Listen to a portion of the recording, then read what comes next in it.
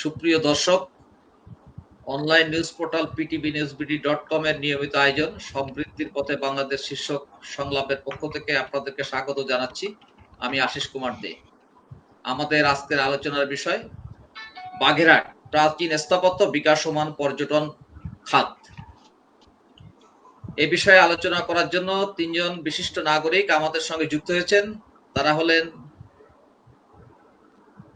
ঐতিহাসিক ৬০ গম্বুজ মসজিদ যে ইউনিয়নটির সঙ্গে সম্পৃক্ত, অর্থাৎ যে ইউনিয়ন আওতাধীন, সেই ৬০ গম্বুজ ইউনিয়ন পরিষদের সুযোগ্য চেয়ারম্যান এবং সদর উপজেলা আওয়ামী লীগের সম্মানিত সভাপতি শেখ আখতারুজ্জামান বাচ্চু। আমাদের সঙ্গে যুক্ত হয়েছেন প্রত্নতত্ত্ব অধিদপ্তর বাগেরহাটের কাস্টোডিয়ান এবং প্রাচীন স্থাপত্য বিষয়ক গবেষক জনাব গোলাম ফেরদৌস এবং দৈনিক জনকণ্ঠের স্টাফ রিপোর্টার ও বাগেরহাট ফাউন্ডেশনের কার্যনির্বাহী সদস্য বাবুল সর্দার। আপনাদের তিনজনকেই স্বাগত জানাই। ক্রীড়া ও শিক্ষা সংস্কৃতি থেকে শুরু করে রাজনৈতিক অঙ্গনেও বাংলাদেশের সর্বত্র বাগেরহাট একটি অনন্য নাম। এই বাগেরহাট নানা কারণে ইতিহাস সমৃদ্ধ। এই বাগেরহাট শুধু বাংলাদেশের অংশ নয়, বাংলাদেশকেই বিশ্বের আন্তর্জাতিক অঙ্গনে বাগেরহাট রিপ্রেজেন্ট করে, প্রতিনিধিত্ব করে। হযরত উলুগ খানে আজম খান জাহান আলীর স্মৃতি বিজড়িত এই বাগেরহাট, যার দক্ষিণে রয়েছে বিস্তৃত সুন্দরবন, যা ইতিহাস, ঐতিহ্য এবং বিশ্ব ঐতিহ্যের অবিচ্ছেদ্য অংশ। রয়েছে বঙ্গোপসাগরের কোল ঘেঁষে পশুর নদীর তীরে দ্বিতীয় বৃহত্তম আন্তর্জাতিক সমুদ্র বন্দর মোংলা।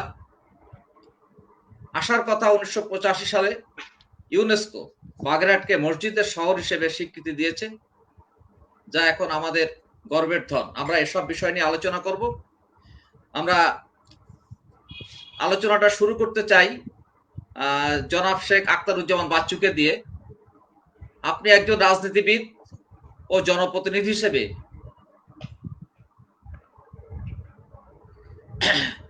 বহু বিদগ্ধ জনের স্মৃতি বিজড়িত এই বাগেরহাট নিয়ে আপনার ভাবনা কি? এই বাগেরহাটের ভবিষ্যৎ নিয়ে আপনার ভাবনা কি, জনাব আখতারুজ্জামান বাচ্চু?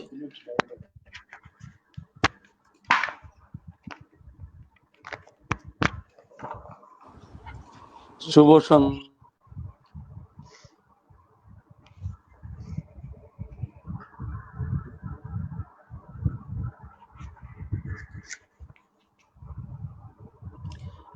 থেকে বাচ্চু ভাই আপনার ফোনটা অভিনন্দন। হ্যাঁ জি জি। হ্যালো, জি জি, আমার কথা শোনা যাচ্ছে? জি জি, শোনা যাচ্ছে। জি, আমি সবাইকেই আন্তরিক ধন্যবাদ এবং কৃতজ্ঞতা জ্ঞাপন করছি আজকের এই লাইভ অনুষ্ঠানে আমাকে যুক্ত হওয়ার সুযোগ দেওয়ার জন্য। আমি বিশেষ করে আশিস কুমার দে, যিনি আজকে একজন ঝানু সাংবাদিক বাংলাদেশের। তার একটি রাজনৈতিক অতীত আছে। এক সময় শোষণমুক্ত সমাজ ব্যবস্থা গড়ার জন্যে তারুণ্য এবং যৌবনের টকবগে যে সময়টা, সেই সময়টা মানুষের কল্যাণে ব্যয় করেছিলেন। আজকে তিনি সাংবাদিকতা এবং মানুষের অধিকার নিয়ে কথা বলছেন। আমার প্রিয় মানুষ, তাকে আমি ধন্যবাদ জানাচ্ছি। আমাদের সাথে আছেন জনাব গোলাম ফেরদৌস, যিনি শুধু বাগেরহাটের ৬০ গম্বুজ মসজিদের কাস্টোডিয়ান নয়, যিনি পীর খান জাহানের পরে যথেষ্ট পরিমাণ গবেষণা এবং লেখার কাজ চালিয়ে যাচ্ছেন। আমার অত্যন্ত প্রিয় মানুষ। এ যাবৎকালের মধ্যে বাগেরহাটে কাস্টোডিয়ান হিসেবে আসা সেরা কাস্টোডিয়ান জনাব গোলাম ফেরদৌস আজকে যুক্ত হয়েছেন বাগেরহাটের সাংবাদিকতার জীবনে শুধু নয়, অসাম্প্রদায়িক রাজনীতির চিন্তা এবং চেতনায় উদ্ভাসিত একজন মানুষ, যিনি মানুষের বিপদে এবং আপদে পাশে থেকেছেন, বাগেরহাট প্রেস ক্লাবকে নেতৃত্ব দিয়েছেন, দৈনিক জনকণ্ঠের মতো সংবাদপত্রে যিনি কলম চালিয়ে লেখনী চালিয়ে মানুষকে উজ্জীবিত করছেন, মানুষের সাহস যোগাচ্ছেন এবং মানুষের বিপদের পাশে থাকছেন, বন্ধুবর বাবুল সর্দার। যে বিষয়ের পরে আমাকে আলোচনা করতে বলা হয়েছে সেই বিষয়ের আপনারা আসলে পণ্ডিত মানুষ, অনেক গবেষণা আপনাদের। আমি হয়তো আপনাদের আকাঙ্ক্ষা পূরণ করতে পারবো না, তারপরেও আমি যেটুকুন বলতে চাই, হজরত খানুল আজম উলুগ খান-ই জাহান রহমতুল্লাহ আলাইহি প্রায় ৬০০ বছর পূর্বে এই অঞ্চলে প্রবেশ করেছিলেন। এই লাইভ অনুষ্ঠানে যারা শুনছেন তারা অন্তত তাদের কাছে আমি বার্তাটি খুবই সংক্ষিপ্ত আকারে পৌঁছাতে চাই। হজরত খানুল আজম উলুগ খান-ই জাহান উনি 2,60,000 সৈন্যবাহিনী নিয়ে তিনি এই অঞ্চলে প্রবেশ করেন। 2,60,000 সৈন্যবাহিনীর মধ্যে 60,000 প্রশিক্ষিত এবং 2 লক্ষ সাধারণ সৈনিক নিয়ে তিনি এই অঞ্চলে আসেন। চাঁপাইনবাবগঞ্জ থেকে তিনি প্রবেশ করেন বাংলাদেশে এবং তিনি যশোরে এসে যশোর 12 বাজারে তিনি ঘাঁটি স্থাপন করেন। যশোরে 3টি আধুনিক শহরের তিনি গোড়াপত্তন করেন, একটি যশোর 12 বাজার, একটি কসবা, একটি পয়গ্রাম কসবা। এরপরে তিনি দক্ষিণাঞ্চলে প্রবেশ করেন। এই আশাটি তার জন্য কুসুমাস্তীর্ণ ছিল না, অনেক বন্ধুর পথ তাকে অতিক্রম করতে হয়েছিল এবং তিনি এসে এই অঞ্চলে বাধার মুখে পড়েন। প্রথম বাধা, এটা জঙ্গল বেষ্টিত ছিল, এটা সুন্দরবনের একটি অংশ ছিল। এরপরে এই সুন্দরবন বেষ্টিত অঞ্চলকে শাসন করত মগ এবং জলদস্যুরা মিলিতভাবে। তিনি মগ এবং জলদস্যুদের সাথে যুদ্ধে বিজয়ী হন এবং যেখানে তিনি বিজয় লাভ করেন সেই গ্রামটির নামকরণ হয় রণবিজয়পুর, যেখানে আমার ইউনিয়ন পরিষদের কার্যালয়। এখানে বিজয় অর্জন করার পরে তিনি বিখ্যাত ৬০ গম্বুজ মসজিদ, তার রাজধানী তিনি তৈরি করেন। এই ৬০ গম্বুজ মসজিদে নববীর আদলে তিনি তৈরি করেন। এটাকে তিনি তার শাসন কার্যালয় হিসেবে, এটা তার প্রধান দুর্গ হিসেবে এবং এটা তিনি মসজিদ হিসেবে তিনি ব্যবহার করেছেন। তিনি এই অঞ্চলের নাম রাখেন, তার শাসনের এলাকার নাম রাখেন খলিফাতাবাদ। তিনি এখান থেকে খলিফাতাবাদ থেকে সুদূর চট্টগ্রাম পর্যন্ত 26 ফিট চওড়া দীর্ঘ রাস্তা নির্মাণ করেন। সঙ্গত কারণেই এত দীর্ঘ পথ তিনি নির্মাণ করার পেছনে যে ভিত্তি আমরা খুঁজে পাই, তিনি যাদেরকে যুদ্ধে পরাজিত করেন তারা মগ এবং জলদস্যুরা, তাদেরকে ওই পর্যন্ত তাড়িয়ে তিনি আরাকান থেকে শুরু করে অঞ্চলে পাঠিয়ে দেন এবং এই খলিফাতাবাদকে নিরাপদ রাখার জন্যই তিনি এই রাস্তা নির্মাণ করেছিলেন। সেই সময়ের আধুনিক ব্যবসা এবং বাণিজ্য সহজ যোগাযোগের ক্ষেত্রে এই রাস্তাটি ব্যবহৃত হয়েছিল। এই অঞ্চল লোনা অঞ্চল ছিল, ফলে এই অঞ্চলে চাষাবাদ এবং মানুষের কৃষিতে একটি বিপ্লবিক পরিবর্তন সাধনের জন্য তিনি 360টা দিঘি নির্মাণ করেন। তিনি দিঘি নির্মাণের পাশাপাশি 360টি মসজিদও নির্মাণ করেন। আর অধিকাংশ এই বাগেরহাটে থাকার কারণে এটাকে মসজিদের শহর হিসেবে ইউনেস্কো স্বীকৃতি প্রদান করেছেন।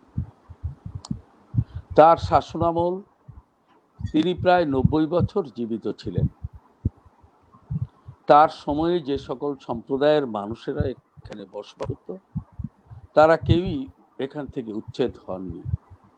তিনি যে একজন ভালো শাসক ছিলেন, দক্ষ শাসক ছিলেন, সেটা তার শাসনামলেই আমলটাই ছিল নির্বিঘ্ন, এবং তিনি সকল ধর্ম এবং সম্প্রদায়ের মানুষকে তিনি তার শাসন কার্যের মধ্যে অন্তর্ভুক্তি করেন অত্যন্ত যোগ্যতার সাথে।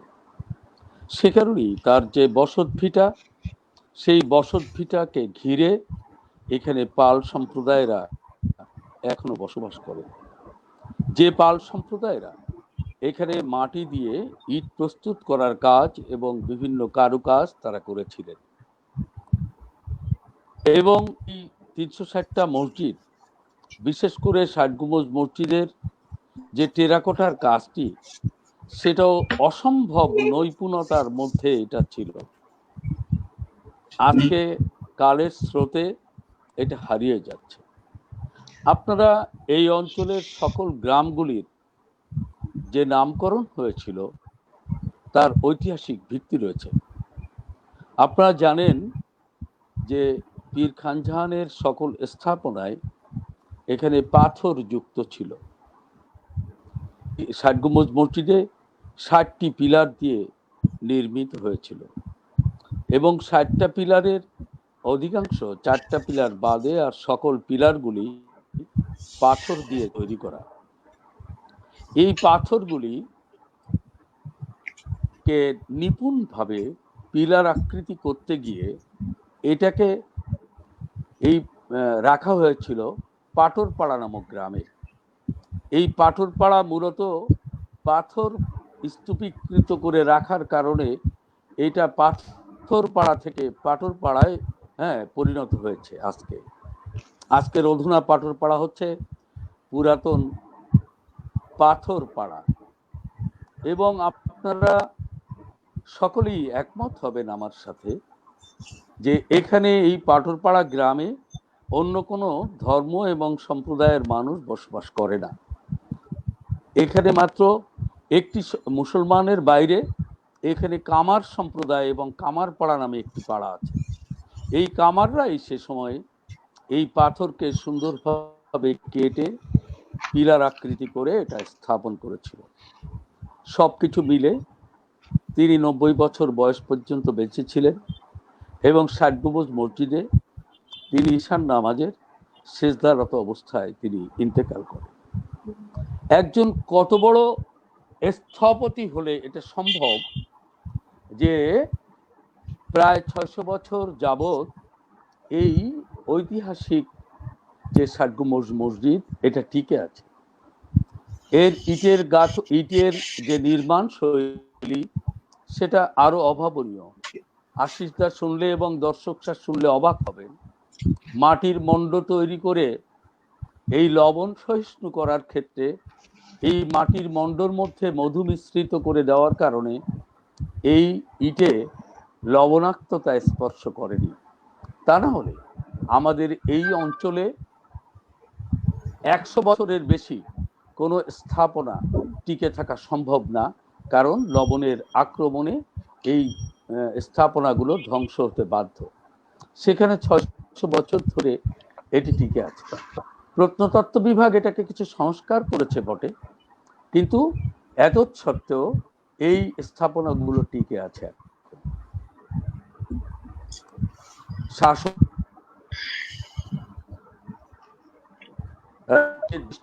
কর্মযজ্ঞের যেগুলো এখন আমাদের চোখে পড়ার কথা ছিল সেগুলো অনেকগুলো হারানোর পথে।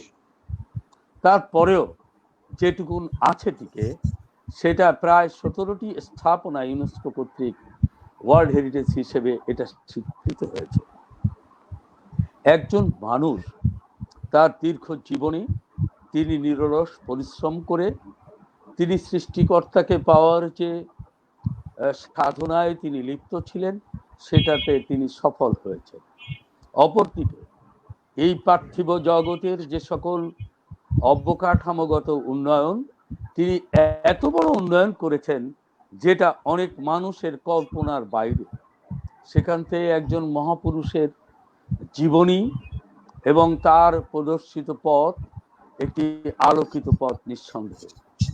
অবশ্যই যারা পীর খান জাহানের এই বর্ণাঢ্য জীবন নিয়ে যারা ভাবেন, তাদের মধ্যে অবশ্যই একটি চেতনা কাজ করে এবং তাদেরকে সাহসী করে তোলে, এবং তার কিছু অংশ এই আলো একজন মানুষের মধ্যে প্রবেশ করানো সম্ভব হয়, তাহলে সে নিঃসন্দেহে একজন সেই সময়ের সেরা মানুষে পরিণত হতে পারে। বঙ্গবন্ধু হাজার বছরে জন্মায়, পীর খান জাহানও তাই। তাহলে বঙ্গবন্ধু যেমন আমাদের আলোকিত পথের প্রদর্শক, বঙ্গবন্ধু আমাদের চেতনা, পীর খান জাহান তিনিও আমাদের চেতনা। আমরা তার প্রদর্শিত পথকে আমরা মানুষ কল্যাণে আমরা অবশ্যই এগিয়ে যাওয়ার জন্য আমরা প্রদর্শন করতে পারি, দেখাতে পারি সেই পথটি। বাচ্চু ভাই, বাচ্চু ভাই আপনার কাছে আবার আসবো। বাচ্চু ভাই, আমি আপনার কাছে আবার আসবো। তার আগে আমি একটু গোলাম ফেরদৌসের কাছে যেতে চাই। তার বক্তব্য শোনার পরে আমরা জনাব বাবুল সত্তার বক্তব্য নিয়ে আবার আমি আপনার কাছে আসবো। আপনার বক্তব্য দর্শকরা খুব মনোযোগ সহকারে শুনছেন, ফলে আপনি ততক্ষণে একটু বিরতি নেন। আমরা আসছি জনাব গোলাম ফেরদৌসের কাছে। আপনি দীর্ঘদিন বাগেরহাটের প্রত্নতত্ত্ব বিভাগে গুরুত্বপূর্ণ দায়িত্ব পালন করছেন। আপনার দৃষ্টিতে এই যে প্রাচীন স্থাপত্য সমৃদ্ধ এই প্রাচীন শহর বাগেরহাটের সবচেয়ে বেশি সম্ভাবনাময় দিক কোনটি? জনাব গোলাম ফেরদৌস। ধন্যবাদ আশিস দা। আমি আসলে টেকনিক্যাল সমস্যার জন্য যুক্ত হতে পারছি না, আমি তবে শুনতে পাচ্ছি। আপনি নিশ্চয়ই আমার কথা শুনতে পাচ্ছেন? জি জি। হ্যালো। আমরা দুর্ভাগ্য, আমার আসলে দুর্ভাগ্য বলতে হয় যে আমি আসলে টেকনিক্যাল সমস্যার জন্য আপনাদের আমি আসলে যুক্ত হতে পারছি না। আপনার কথা আপনার চেহারাটা দেখতে পাচ্ছি না, কিন্তু জি জি বলেন, জি বলেন।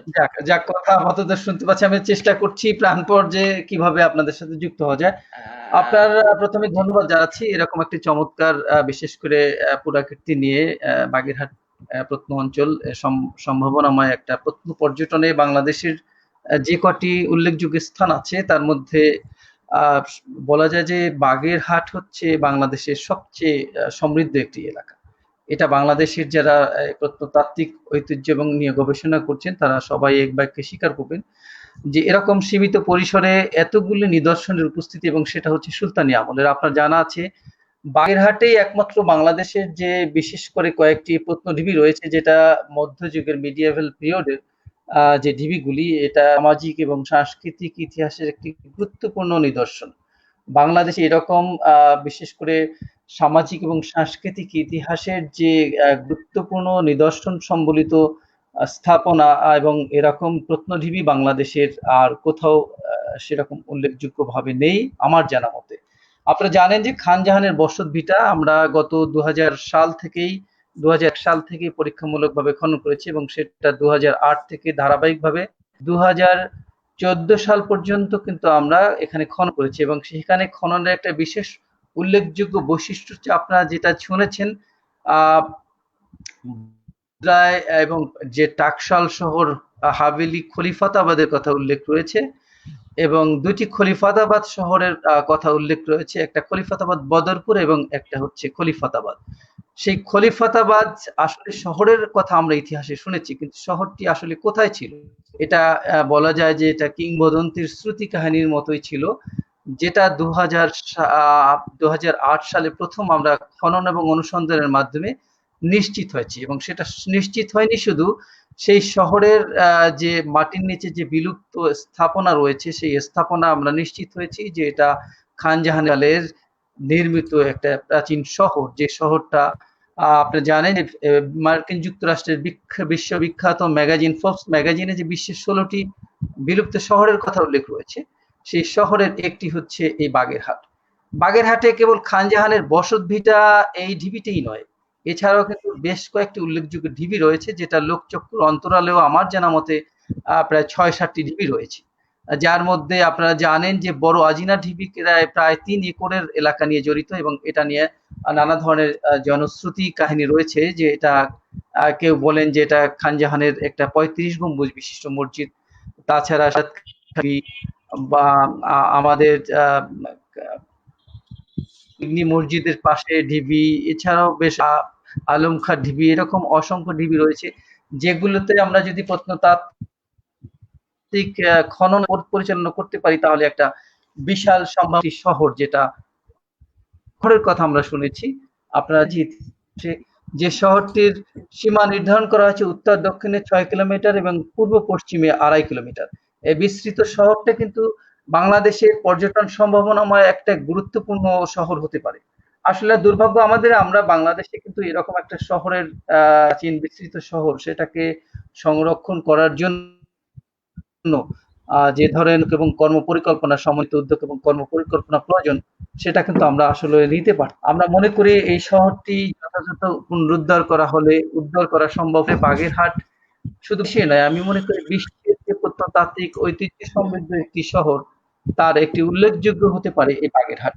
বাগেরহাটের বিশেষ করে যে আমাদের যে সাংস্কৃতিক পর্যটন এবং ধর্মীয় পর্যটনের যে একটি অপার সম্ভাবনাময়, আমরা এই সম্ভাবনাটা কিন্তু আসলে ভবিষ্যতে আরো শানিত হবে।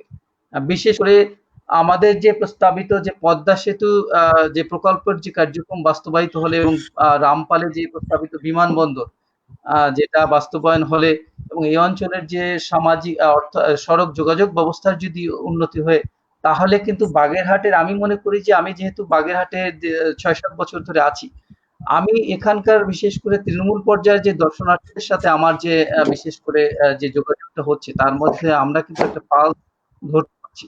একটা বিশেষ দিক হচ্ছে যে সাংস্কৃতিক পর্যটনে, বিশেষ করে আর্কিও ট্যুরিজম যেটাকে আমরা বলছি, এটা কিন্তু মানুষের অভূতপূর্ব একটা সাড়া জেগেছে। আপনি দেখবেন যে ভ্রমণ পরিকল্পনায় কিন্তু বৈচিত্র্য এসেছে। মানুষ কিন্তু এখন সেই আগের মতো বিশেষ করে আগের যে একটা প্রবণতা ছিল ভালো খাওয়া বা ভালো থাকা, সেটা না। মানুষের মধ্যে একটা ইতিবাচক পরিবর্তনের ধারা সূচিত হয়েছে। মানুষ কিন্তু এখন কেবল বিলাস ব্যসনে ব্যস্ত নিমগ্ন থাকে না, তারা কিন্তু বিভিন্ন জায়গায় ঘুরতে চায়, তারা বৈচিত্র্য অন্বেষণী হয়েছে, তারা বৈচিত্র্যের সন্ধান করতে চায়, তারা বিশেষ করে জানতে চায়, শিখতে চায়।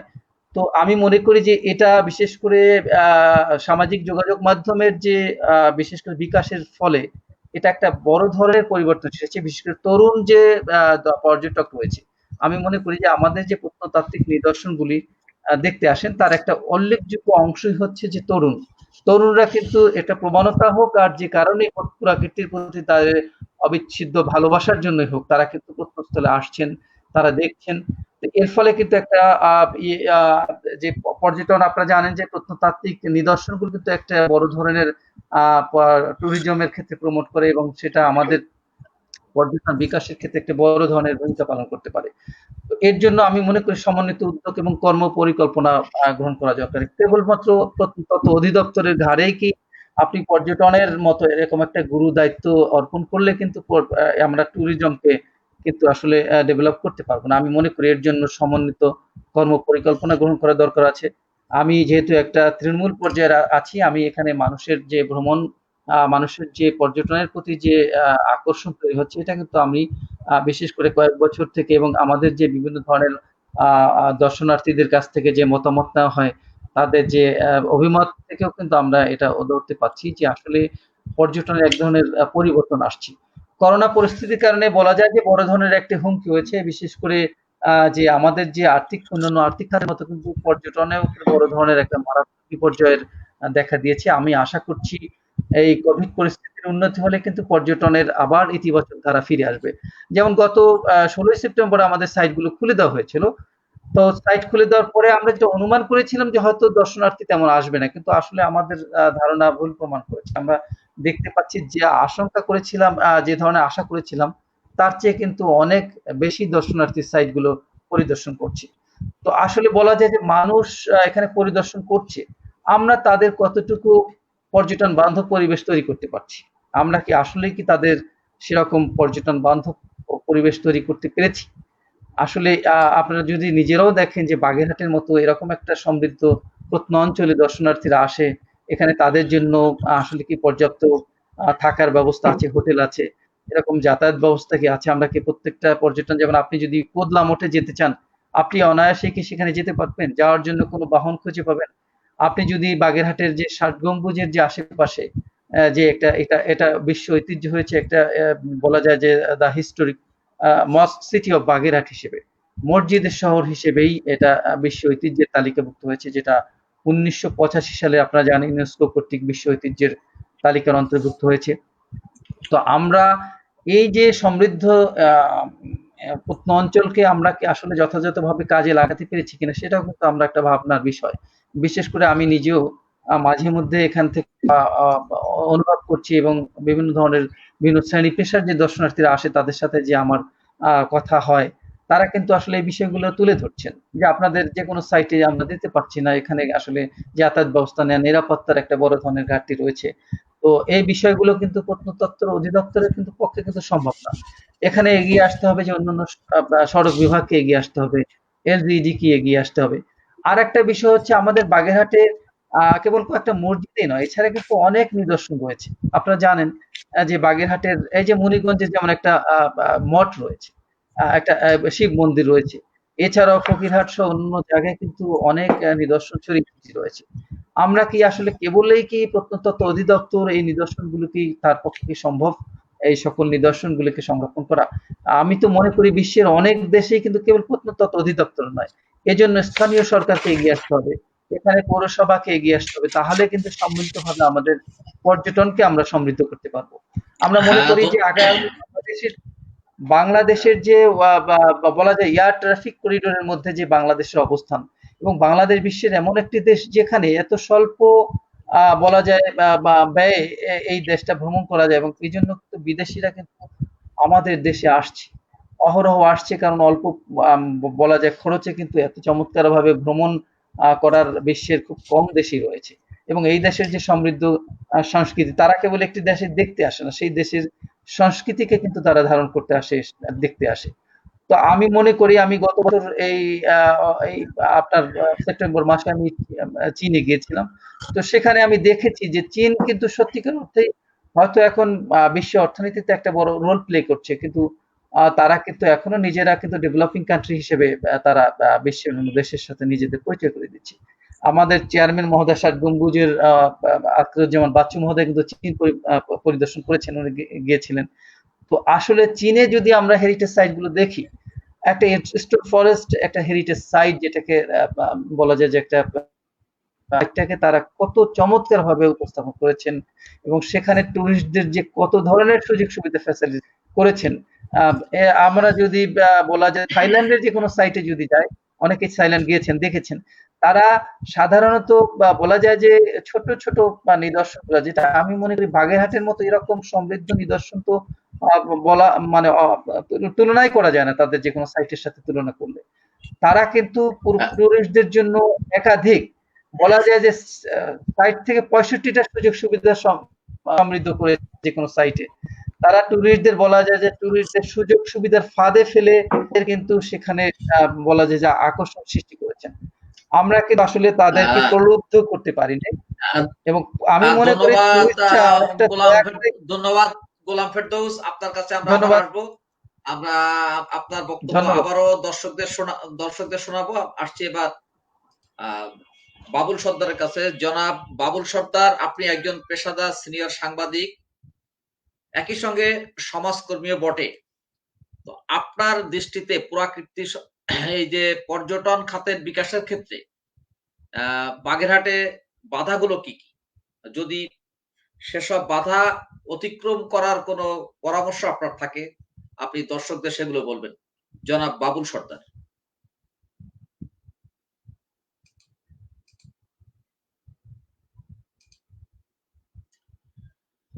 বাবুল দা, আপনার মোবাইলটা আনমিউট করে নেন, এটা মিউট করা আছে। হ্যাঁ, এবার ঠিক।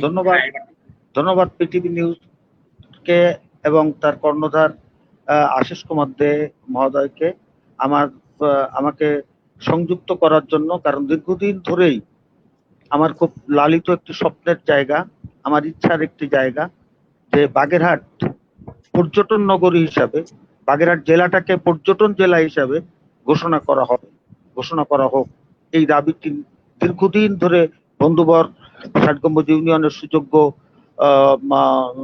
চেয়ারম্যান আখতারুজ্জামান বাচ্চু মহোদয়ের সঙ্গে আমার বহুবার এই বিষয়টি নিয়ে কথা হয়েছে।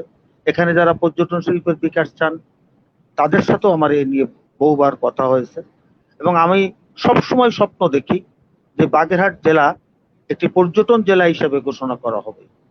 কেন বাগেরহাট জেলা পর্যটন জেলা হিসেবে ঘোষণা করা হবে, তার পেছনে অসংখ্য অসংখ্য উদাহরণ আছে। খুব ছোট্ট কথায় যদি বলা যায়, সেটি হচ্ছে যে যে কথাটি আপনি শুরুতেই বলছিলেন যে বাংলাদেশে 3টি বিশ্ব ঐতিহ্যের, ইউনেস্কো কর্তৃক ঘোষিত 3টি বিশ্ব ঐতিহ্যের 2টি বাগেরহাট জেলার অন্তর্গত। একটি হচ্ছে যে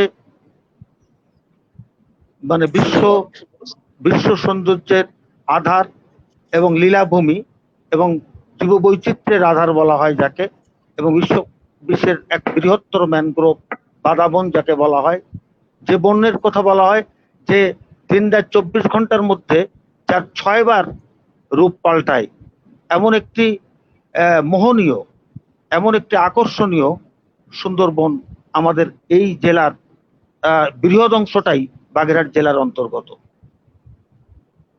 আরেকটি হচ্ছে যে 16 শতকের 600 বছর আগের যে কথাটি আমার খুব প্রিয় ব্যক্তিত্ব কাস্টোডিয়ান 60 গম্বুজ মসজিদের যে গোলাম ফেরদৌস মহোদয় বলছিলেন, যে প্রত্নতাত্ত্বিক যে সমস্ত উদাহরণগুলো তিনি বলছিলেন, এই 2টি বিশ্ব ঐতিহ্য মিলায় যা আছে, এবং সব মিলায় বাগেরহাট শহরকে আপনি শুরুতে বলছিলেন যে মসজিদের শহর ঘোষণা করা হয়েছে।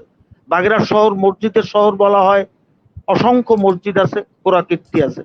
বাগেরহাটকে যদি দিঘির শহর বলা হয় তাহলে সেক্ষেত্রেও তো আপনি বাদ যাবে না, কারণ এখানে যদি আপনি যান যে একটা যে একটা দারুণ একটা আধার, মানে আপনার যেটা ঠাকুর দিঘি বা খানজালি দিঘি বলে যেটা মানুষের মুখে মুখে ফেরে, যাকে কেন্দ্র করে এখানে বছরে 2বার মেলা মেলে, যে মেলায় দেশ বিদেশের থেকে হাজার হাজার মানুষ এখানে এসে জড়ো হয়।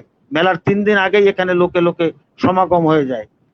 শুধুমাত্র ওইটি না, ও ছাড়াও এখানে পচা দিঘি আছে, এখানে ইফতার খা দিঘি আছে, কোদাল ধোয়া দিঘি আছে, বুড়ো খা দিঘি আছে। আপনি কোনটা রেখে কোনটা বলবেন? বাগেরহাটে যদি আপনি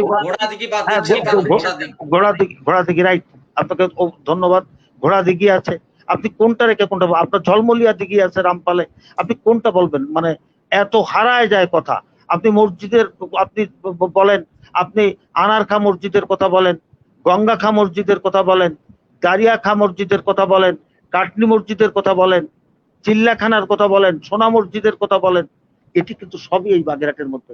আপনি যান, ওই যে অযোধ্যার মঠের কথা বলা হচ্ছিল, যে 60 ফুট উঁচু এক মানে স্থাপত্য শিল্পের এক অনন্য উদাহরণ, অনন্য শিল্প কর্মে স্বাক্ষর, যেটা আপনার অযোধ্যার মঠ। এখানে যদি শিবপুরের শিববাড়ির কথা বলেন, যেখানে 365 বিঘা জমির উপরে শিববাড়ি স্থাপিত, এখানে যদি আপনি বলেন নির্জন পল্লী লাউপালা, অর্থাৎ ভৈরব নদীর তীরে লাউপালা, যদি আপনি লাউপালা যে রথ উৎসব, সেখানে যে এটা বলেন, সেখানে কি আছে? এখানে জমিদার বাড়ি, যে স্থাপত্য কীর্তিগুলো আছে, জমিদার বাড়ি, অর্থাৎ আপনার তারাপাড়া জমিদার বাড়ি বলেন, নপাড়া ঘোষবাড়ি জমিদার বাড়ি বলেন, আপনার এই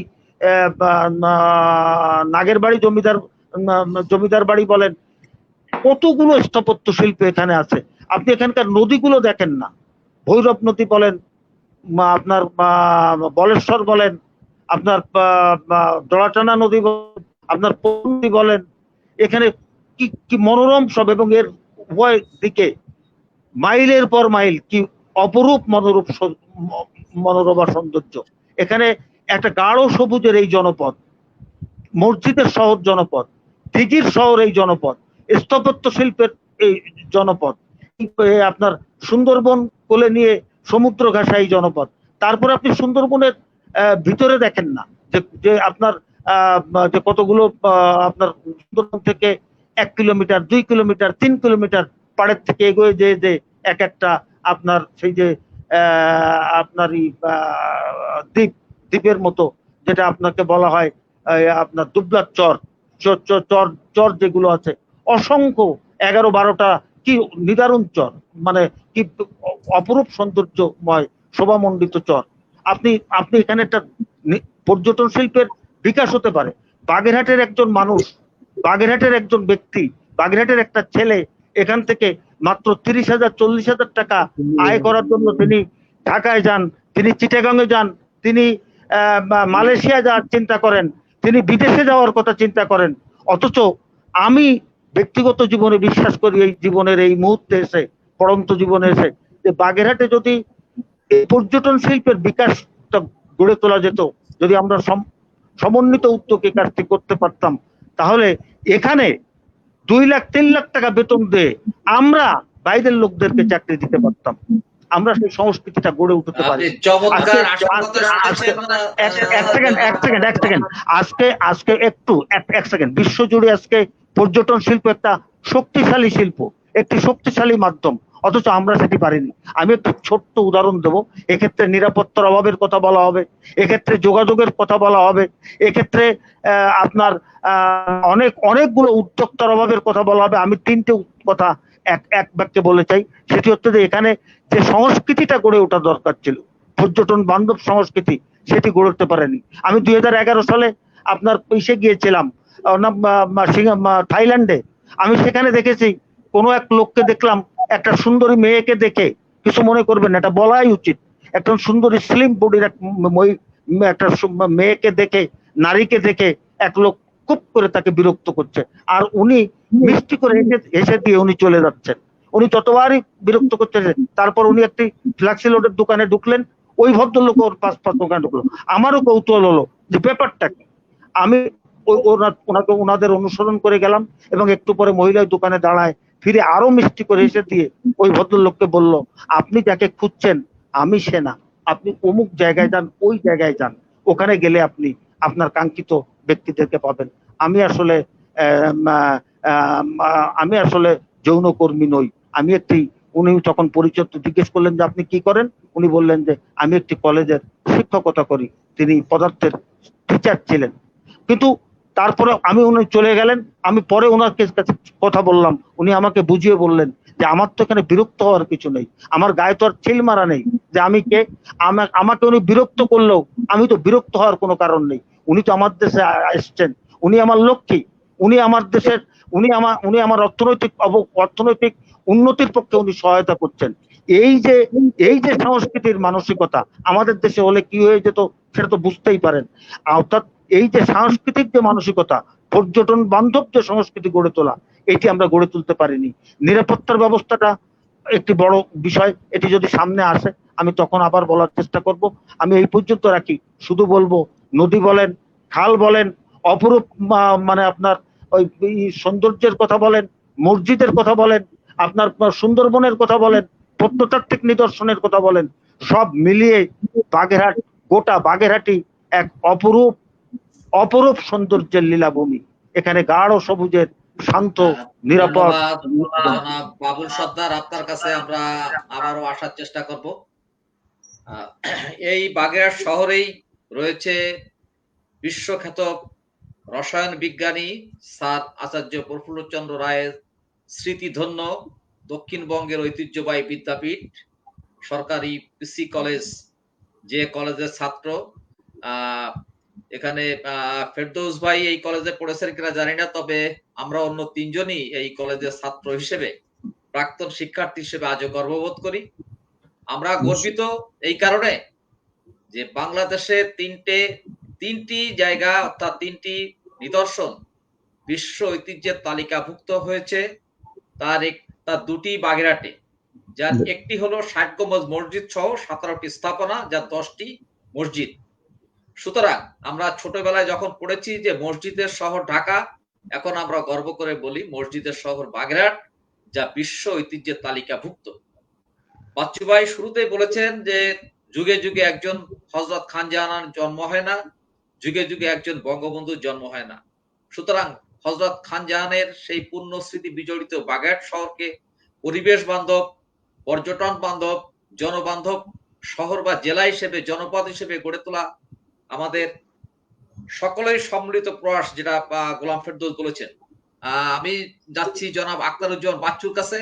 এই যে গোলাম ফেরদৌস বললেন যে যোগাযোগ ব্যবস্থার কথা বললেন, রাজা প্রতাপাদিত্য শাসন আমলে কোতলায় নির্মিত, যাত্রাপুরের নিকটে কোতলায় নির্মিত অযোধ্যার মঠ এবং সেখানে যাতায়াতের ক্ষেত্রে যে যোগাযোগ ব্যবস্থা অপ্রতুলতা, অর্থাৎ এক ধরনের খারাপ যোগাযোগ ব্যবস্থা, একই সঙ্গে নিরাপত্তা ব্যবস্থা নিয়েও প্রশ্ন তুলেছেন জনাব বাবুল সর্দার।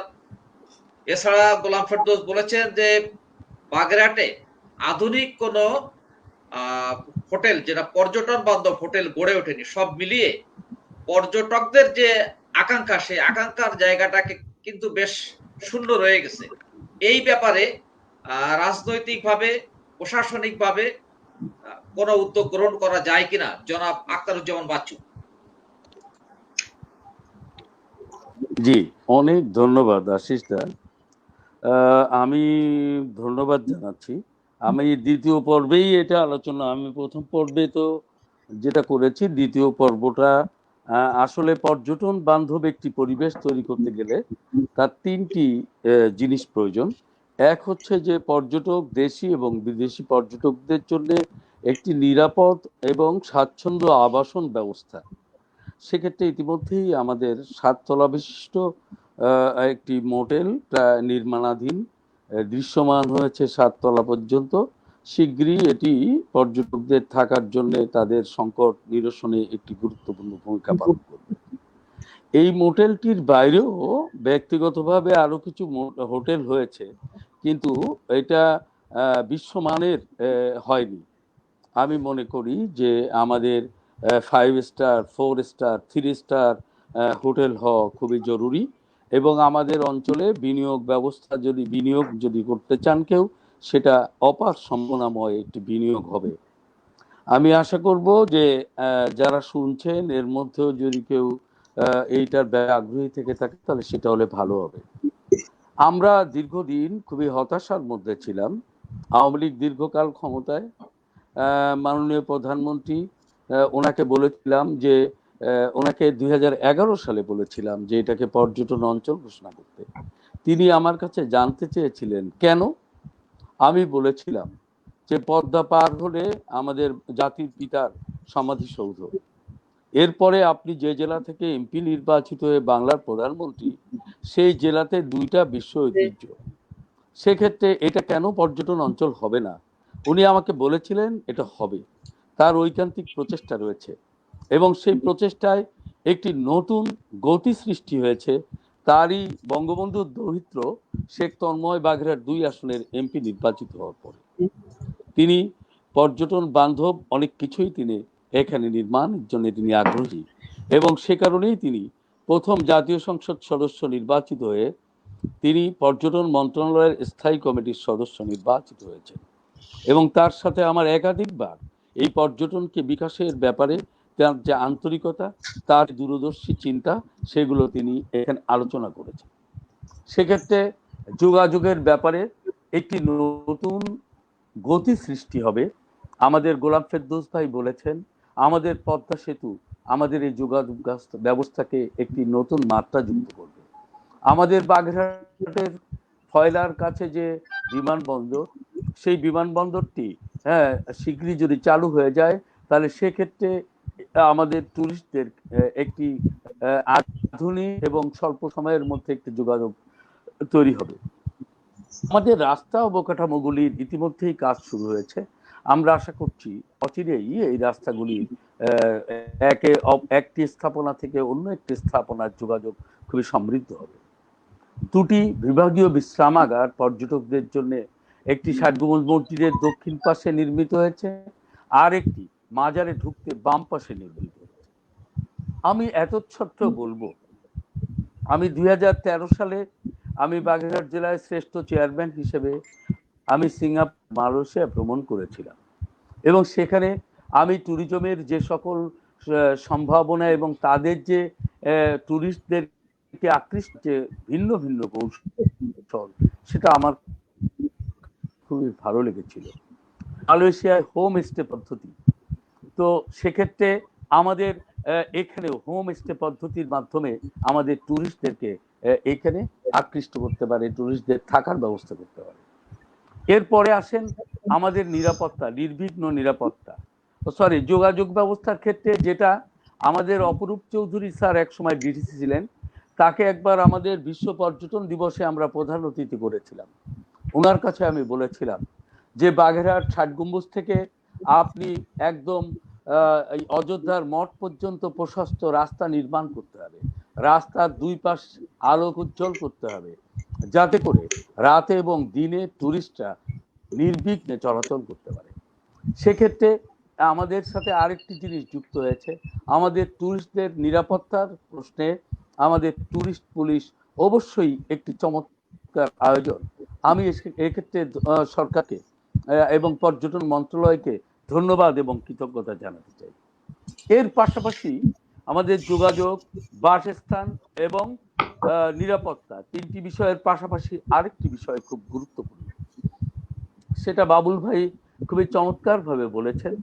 সেটা হলো আমাদের এই যারা এই স্থাপনা গুলোর সাথে যারা কমিউনিটি পিপল আছে, তাদেরকে আমাদের ডোমেস্টিক অ্যান্ড ফরেস্ট টুরিস্ট যারা আছে তাদের বিহেভিয়ারটা কেমন হবে, তাদের ক্ষেত্রে আতিথেয়তার বিষয়টা কেমন হবে, এইরকম একটি উঁচু সংস্কৃতিবান মানুষ হিসেবে তাদেরকে প্রশিক্ষিত করতে হবে, সেই দায়িত্বটাও কিন্তু আমাদের। আমি গত 2019 সালের নভেম্বর মাসে আমি ওয়ার্ল্ড হেরিটেজ সাইট সমূহের, এশিয়া প্যাসিফিক অঞ্চলের ওয়ার্ল্ড হেরিটেজ সাইট সমূহের মেয়রদের একটি সম্মেলন চীনে অনুষ্ঠিত হয়েছিল। আমি সেখানে প্রতিনিধিত্ব করেছিলাম, আমাদের ৬০ গম্বুজ থেকে প্রতিনিধিত্ব করেছিলাম, এবং সেখানে আমি যে দেখলাম তারা টুরিস্টদের প্রতি যে কতটা আন্তরিক, এবং রাস্তার দুই পাশে এত সুন্দর দৃশ্যমান গান, সেটা চিন্তাই করা যায় না। ওখানে মনে হয় যে যেন আমরা স্বর্গে এসেছি। আমি আমাদের এমপি মহোদয়কে বলেছি এবং তিনি এটা পজিটিভলি নিয়েছেন যে অন্তত ৬০ গম্বুজ থেকে মাজার পর্যন্ত রাস্তার দুই পাশ যদি আমাদের চমৎকার ফুলের বাগান হিসেবে তৈরি করা হয় এবং আলোয় সজ্জিত করা হয়, যাতে করে দিনে এবং রাতে মানুষ পায়ে হেঁটে বা সাধারণ গাড়ি ঘোড়ায় করে তারা যেন নির্বিঘ্ন চলাফেরা করতে পারে। আমাদের ইতিহাস এবং ঐতিহ্য সম্পর্কে এবার আমাদের জেলা প্রশাসক জনাব মামুনুর রশিদ তিনি একটি সংক্ষিপ্ত বই প্রকাশ করেছেন, সেখানে অনেক বিদগ্ধ লেখকরা এখানে তুলে ধরেছেন। আমি চাই পীর খান জাহানের প্রকৃত ইতিহাস এবং তার সকল স্থাপনাটা মানুষের দৃষ্টিগোচরে আসুক। এট দি সেম টাইম এখানে শুধু ৬০ গম্বুজ মসজিদ, আমাদের প্রাচীনতম রাস্তা, পীর খান জাহানের মাজার, ১৭টি স্থাপনা দেখেই পর্যটকরা শুধু এখানে শান্তি পাবে না। সেক্ষেত্রে ছোট্ট একটি স্পেসিমেন ৬০ গম্বুজ, এটা আমাদের পাল সম্প্রদায়েরা মাটি দিয়ে তৈরি করতে পারে, যেটা শোকেস গুলোতে শোভাবর্ধন করতে পারে। মানুষ যেন প্রতিনিয়ত চারিতে বসেও এখান থেকে গিয়ে তারা যেন ৬০ গম্বুজের স্বাদ যেন তারা পায়। এখানকার বিভিন্ন ধরনের হস্তশিল্প এখানে যদি প্রদর্শিত হয়, তাহলে মানুষের এই পর্যটন খাত একটি বিকল্প আয়ের একটি মারাত্মক সম্ভাবনা তৈরি করে দিতে পারে। আমাদের মানুষরা অর্থনীতিতে সমৃদ্ধ হতে পারে। আমাদের তরুণ এবং তরুণীরা যারা সুশিক্ষায় শিক্ষিত, তারা যদি টুরিস্ট গাইড হিসেবে এই সকল স্থাপনাকে তার টুরিস্টদের সামনে চমৎকার করে উপস্থাপন করতে পারে, তাহলে দেখা যাবে যে টুরিস্টরা যেমন উপকৃত হচ্ছে, তারা জ্ঞানে সমৃদ্ধ হচ্ছে, পীর খান জাহান সম্পর্কে জানছে, তার এই কর্মযজ্ঞ সেটা সম্পর্কে জেনে তারা নিজেদের মধ্যে কর্মস্পৃহাটাকে আরো বৃদ্ধি করতে পারে, শক্তিশালী করতে পারে। তাহলেই আমাদের পর্যটন খাত একটি চমৎকার জায়গায় পৌঁছাবে। আমাদের এই অঞ্চল চিংড়ি চাষে প্রসিদ্ধ অঞ্চল। আমরা যদি টুরিস্টদেরকে এইভাবে উদ্বুদ্ধ করি যে আমরা আমাদের পার্শ্ববর্তী ৬০ গম্বুজ মসজিদ বা এই অঞ্চলে যে কোনো একটি মৎস্য ঘেরে আমাদের টুরিস্টরা নিয়ে যাবে, জাল খেয়াও দেওয়া হবে, সেখান থেকে টাটকা বাগদা চিংড়ি মাছ ধরে ফ্রাই করে তাদেরকে দেওয়া হবে, তারা খুবই স্বাচ্ছন্দ্যে নিরাপদ খাবার হিসাবে এটাকে গ্রহণ করবে এবং তারাও খুবই উজ্জীবিত হবে আমাদের এই খাবার। আমাদের সিমাই পিঠা, হাঁসের গোশ এই অঞ্চলের ঐতিহ্যবাহী খাবার। এইটার জন্য একটি ফুড কর্নার, একটি না সেভারাল ফুড কর্নার এখানে ডেভেলপ করতে পারে। মানুষ যদি ফুড কর্নারের জন্য যদি চেষ্টা চেষ্টা করে, তাহলে এই খাবার সবকিছু মিলে অপার সম্ভাবনাময় এই বাগেরহাট। এই বাগেরহাটকে আমরা সাংবাদিক বন্ধুরা আরো নান্দনিকভাবে আমরা সারা বাংলাদেশে এবং পৃথিবীতে আমরা তুলে ধরতে পারি, এবং তুলে ধরতে পারলে আমাদের বাগেরহাট একটি সমৃদ্ধ, একটি উন্নত হবে। যে বাগেরহাট আমাদেরকে বলে দেওয়া লাগবে না যে এইটা পর্যটন অঞ্চল, এটা তাৎক্ষণিকভাবে রাতারাতি দেখা যাবে যে এটা পর্যটন অঞ্চল হিসাবে এটা স্বীকৃতি অর্জন করেছে। জনাব বাবুল সর্দার এখানে আছেন, আমি সেই সময়ের ডিসি জনাব আকরাম হোসেন স্যার, আমাদের আনোয়ার নেই, আমাদের বুলবুল কবির স্যার, আমাদের হায়দার, মীর ফয়েদ ডাবলু, আমাদের ডাক্তার মোশাররফ হোসেন, আমাদের প্রফেসর মুজফফর হোসেন, এই সকল আমাদের জনাব সৈফুদ্দিন আহমেদ, এই সকল ব্যক্তি যারা এই সব প্রধানমন্ত্রী বিশেষ করে তাকে বলার পরে পর্যটন চিঠি কেন পর্যটন ঘোষণা করা হবে,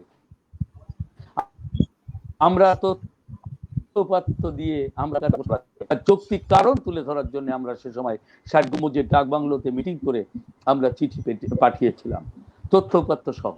আমরা আশা করি যে এই কাজগুলোকেই আগামী দিনে আমাদের এমপি জনাব শেখ তন্ময়, আমাদের তারুণ্যের অহংকার, আমরা এখন আসলে প্রৌঢ় বয়স অতিক্রম করছি, তিনি আগামী দিনে বাগেরহাটকে নেতৃত্ব দিয়ে একটি পর্যটন অঞ্চল হিসেবে এটাকে প্রতিষ্ঠা করবেন, এবং তাহলেই আমরা আমাদের আত্মাও শান্তি, আমরা মরে গেলেও আমাদের আত্মা শান্তি লাভ করবে। আমরা শুরু করেছিলাম বিশ্ব পর্যটন দিবস 2011 দিয়ে, আমরা আজকে এখন 2020 মুজিবুর শেষে দাঁড়িয়েছি। এবারকার আপনার এই আয়োজন আশিস, আমি আপনাকে ধন্যবাদ এবং কৃতজ্ঞতা জানাতে চাই। এখানে যদি 100 মানুষও আমাদের আলোচনা শোনে, তাহলে বিশ্ব পর্যটন দিবস এই মুজিব বর্ষে এটার যে আলোচনা আজকে তার রেশ ধরে আজকের এই 6 সেপ্টেম্বর, এটা অবশ্যই এটা কিন্তু 6 অক্টোবর, সরি 6 অক্টোবর, আমার সেপ্টেম্বর এসে যাচ্ছে, 6 অক্টোবর, এটা আমি মনে করব এই আলোচনা, এই আয়োজন শতভাগ সফল হবে। আমি আপনাদেরকে আবারও ধন্যবাদ জানাচ্ছি, সবাইকে জয় বাংলা, জয় বঙ্গবন্ধু। ধন্যবাদ বাচ্চু ভাই। আমরা আলোচনার শেষ পর্যায়ে চলে এসেছি। আমি আসছি জনাব গোলাম ফেরদাউসের কাছে। আপনি ইতিপূর্বে আপনার বক্তব্যে বেশ কিছু মূল্যবান তথ্য এবং সম্ভাবনার কথা তুলে ধরেছেন। আপনার কাছে আমার প্রশ্ন, এই আপনার দীর্ঘদিনের বাগেরহাটে কর্মসূত্রে অবস্থানের কারণে যে অভিজ্ঞতা অর্জিত হয়েছে, সে অভিজ্ঞতার আলোকে আপনি দর্শকদের বলুন যে অল্প সময়ের মধ্যে পর্যটন শিল্পের বিকাশ ঘটাতে গেলে আশু করণীয় কি, যেটি আপনি আগেও বলেছেন, আমি আপনার কাছে আবারও জানতে চাই, যেখানে সাধারণ মানুষ কিভাবে ভূমিকা রাখতে পারে। জনাব গোলাম ফেরদৌস। ধন্যবাদ আশিস দা, আসলে চমৎকার কথা বলেছেন যে বাগেরহাটের পর্যটনের যদি নবজাগরণ ঘটাতে চায়, আমি মনে করি যে বাগেরহাটের পর্যটনের সকল সম্ভাবনা এখানে উপস্থিত রয়েছে। এমন একটি এলাকা যেখানে পর্যটনের, বিশেষ করে আমি বিশেষ করে দুটো পর্যটনের কথা বলবো। অনেক ধরনের পর্যটন আছে, তার মধ্যে সাংস্কৃতিক পর্যটন এবং ধর্মীয় পর্যটন, এবং এর সাথে প্রাকৃতিক সুন্দরবন তো সবাই জানে, এটা আসলে বলার অপেক্ষা রাখে না।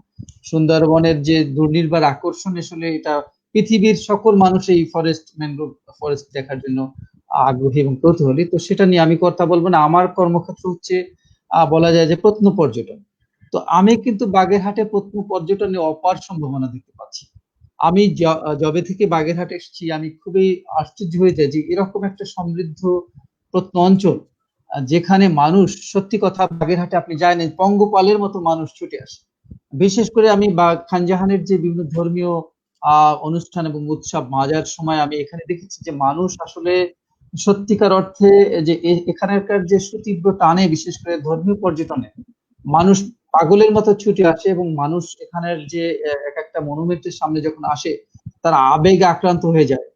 তো এরকম সম্ভাবনাময় খাতকে যে বিশেষ করে যদি সমৃদ্ধ করতে হয় তাহলে আসলে কেবল সরকার বা কোনো সংস্থার উপরে কিন্তু দায় চাপালেই কিন্তু হবে না। একটা এলাকার উন্নয়ন ঘটাতে চাইলে আমি মনে করি যে তৃণমূল পর্যায় থেকে আমি যেটা অনুভব করছি সেটা হচ্ছে যে পর্যটনকে সমৃদ্ধ করতে হলে, উন্নয়ন ঘটাতে হলে এগিয়ে আসতে হবে এলাকার জনসাধারণকে, এগিয়ে আসতে হবে যার যার অবস্থান থেকে। যেমন আমি ধন্যবাদ জানাই, বিশেষ করে ধন্যবাদ জানানোর আসলে সুযোগ হয় না।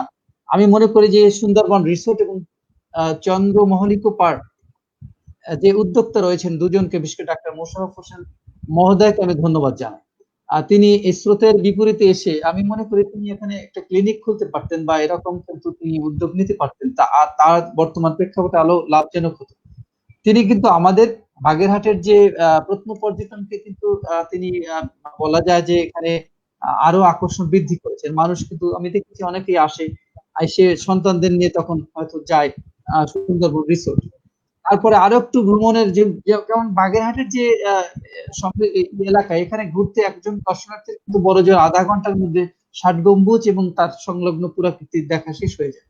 বিশেষ করে আমি যদি এই ৬০ গম্বুজ জোনের কথা বলি, তখন পর্যটনকে আপনার ধরে রাখতে হবে। ওভার দ্য নাইট যখন ধরে রাখতে পারবেন তখন সে টুরিস্ট হিসেবে বলা যায় যে আমরা তাকে বলতে পারি। কিন্তু বাগেরহাটে কিন্তু সেরকম পর্যটন ধরে রাখার মতো পরিস্থিতি না। এর জন্য আমি মনে করি যে এর জন্য সবচেয়ে বড় হচ্ছে এলাকার যে উদ্যোক্তা শ্রেণীরা এগিয়ে আসে না। আমি মনে করি কাঙ্ক্ষিত উদ্যোক্তা, আপনি যদি ৬০ গম্বুজ বা বাগেরহাটের এই এলাকাটা যদি হয়তো বাংলাদেশের অন্য কোনো এলাকা হতো, আমি মনে করি এখানকার উন্নয়নটা আরো বেশি হতো, আরো বেশি গতিশীল হতো। কিন্তু সে তুলনায় কিন্তু আমি মনে করি, আমি এই ৬ বছরের অভিজ্ঞতায় মনে করি যে বাগেরহাটের পর্যটন কেন্দ্রিক যে উন্নয়নটা আসলে কম হয়েছে। এখানে স্থানীয় উদ্যোক্তার যে হস্তক্ষেপ হয় নাই, তারা স্থানীয় পর্যটন খাতকে এগিয়ে নেওয়ার জন্য যে এখানে যদি বলি উদাহরণ হিসেবে যে একটা ফুড কোর্ট দেওয়ার মতো, কিন্তু আমি এই ৬ বছরে আমি কোনো ব্যবসায়ী বিনিয়োগকারী পাই নাই যে তারা ৬ মাস ব্যবসা করবে ৬০ গম্বুজের সামনে বা এরকম একটা সুবিধাজনক জায়গায় একটা ফুড কোর্ট তৈরি করবে।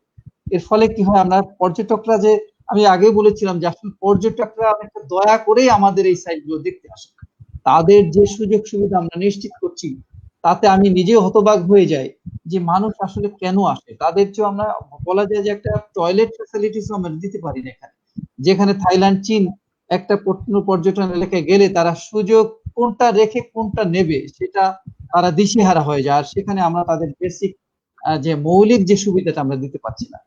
আমি মনে করি বাগেরহাটের সরকারি এবং স্থানীয় উদ্যোগের পাশাপাশি উদ্যোক্তা শ্রেণী তৈরি করতে হবে। আজকে সুবিনিরের কথা অনেকে বলেন যে আমরা ৬০ গম্বুজ ঘুরতে গেলে কিছু কিনতে পারি না। পর্যটকদের সবারই একটা কমন কিন্তু একটা বলে দুঃখ, আপনাদের এখানে আসলাম না পাই একটা বই না একটা সুবিনির। এখানে অন্যান্য বিভিন্ন দেশে গেলে তারা কত চমৎকার চাবির রিং আর সুবিনির তৈরি করে, প্রকাশনা তৈরি করে, এর একটা ঘাটতি আছে। আসলে আমি মনে করি যে স্থানীয় উদ্যোক্তারা যদি না আসে, স্থানীয় যে শিল্পী শ্রেণী বা তারা যদি এখানকার বিনিয়োগ না করে, তাহলে আসলে এখানকার উন্নয়নটা হবে না। এবং সবকিছুই সরকারের মুখাপেক্ষী বা কোনো দপ্তর করবে, এটা আসলে ভাবা আমি মনে করি যুক্তিযুক্ত না।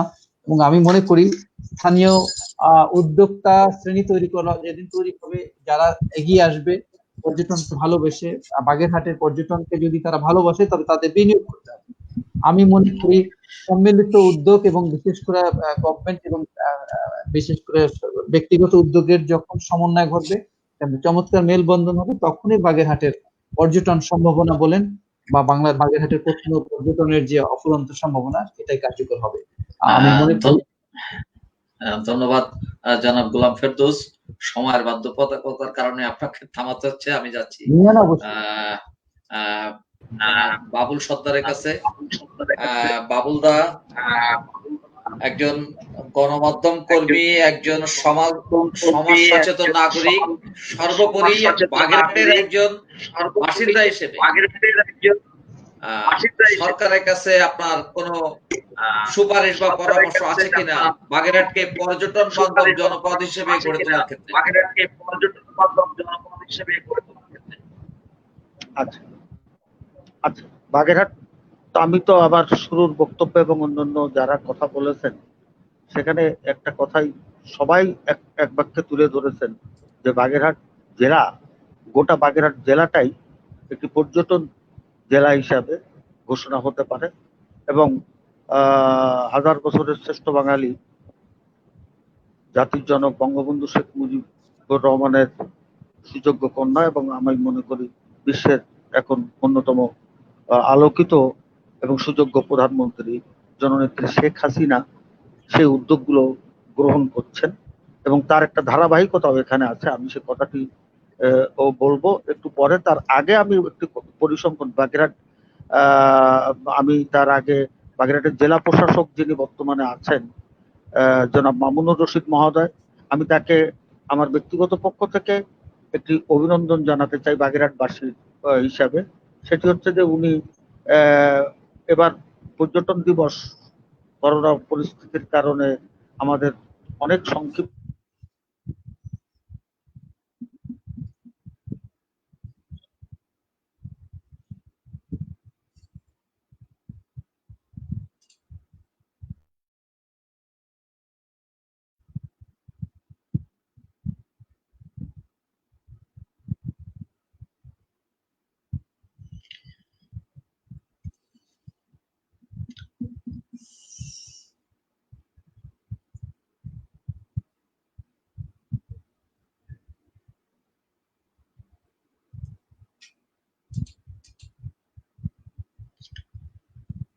বাবুল দা কি আমাকে শুনতে পাচ্ছেন?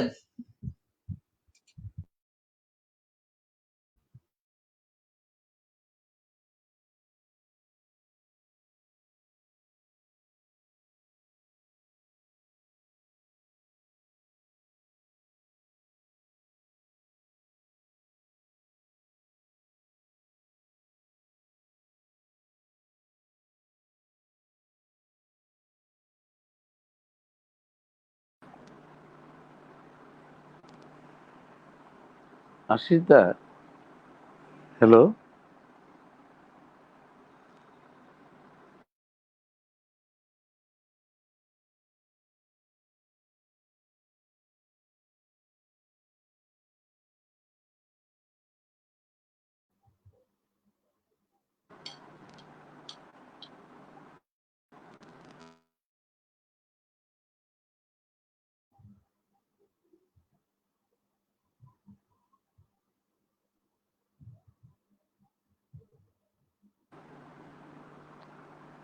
মনে হয়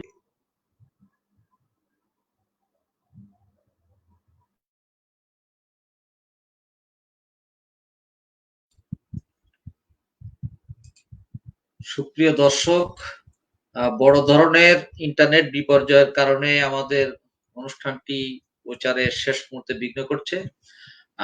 আমাদের সঙ্গে যুক্ত হওয়ার জন্য জনাব আখতারুজ্জামান বাচ্চু, জনাব গোলাম ফেরদৌস এবং জনাব বাবুল সর্দারকে ধন্যবাদ জানাচ্ছি।